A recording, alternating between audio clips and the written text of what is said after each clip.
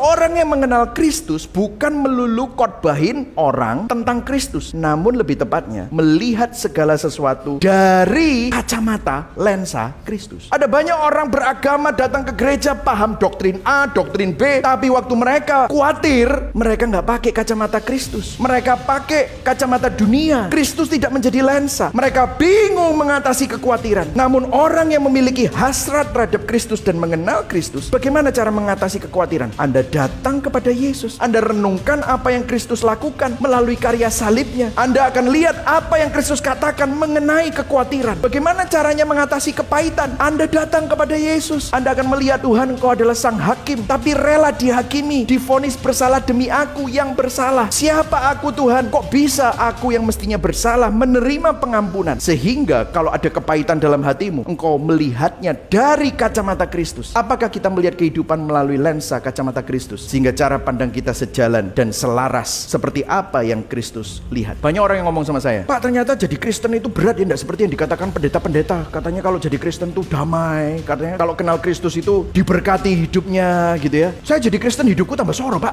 Gini.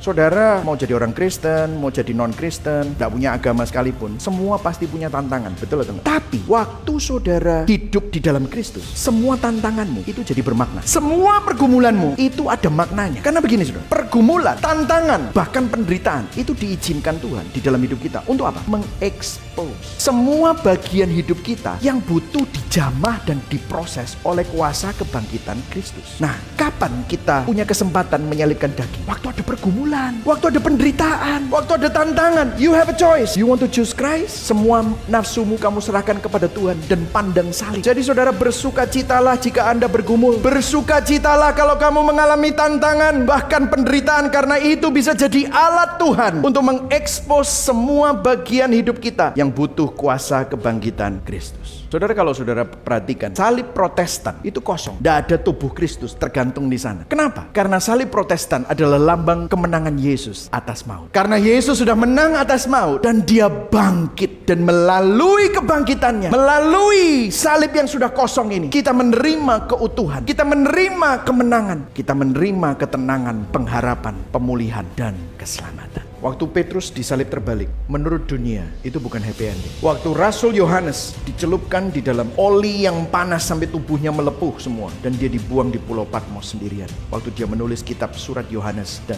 Wahyu, itu bukan happy ending menurut dunia. Waktu martir-martir mati demi Injil, itu bukan happy ending menurut dunia. Waktu teman-teman kita yang struggling sama COVID, yang cinta Tuhan tapi tetap dipanggil Tuhan, itu seakan-akan dunia ngeliat ini gak happy ending. Tapi siapa yang jadi happy ending mereka? Yesus yang jadi happy ending mereka. Karena melalui salib, Allah menunjukkan kebersamaan dalam penderitaanmu, dalam kesendirianmu. Aku mendampingi kamu. Dan gak berhenti di situ. Salib yang kosong menyatakan kemenangan atas maut, sehingga semua pergumulan kita bermakna, karena itu membawa kepada keserupaan kepada Kristus, sehingga kita punya pengharapan akan kekekalan. Hari ini, apa yang kamu anggap happy ending, biarlah Kristus, apapun keadaanmu, menjadi happy endingmu.